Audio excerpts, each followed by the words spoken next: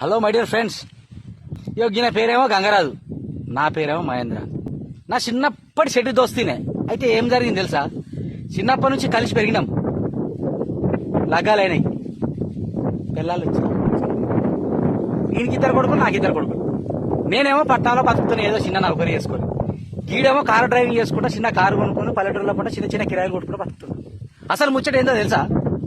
ఈయనకేమో పట్టణంలో బతకాలంటుంది, నాకేమో పల్లె పల్లె పల్లెలు మొలిసే తెలంగాణలోన నా పంట సేలలోన అని పాటలు పాడుకుంటే పల్లెటూరు బతకాలంటుంది. నాకు చిన్నప్పటి నుంచి కాయసాయ ఇక బతకాలంటుంది నాకు. అయితే ఏం జరిగింది తెలుసా?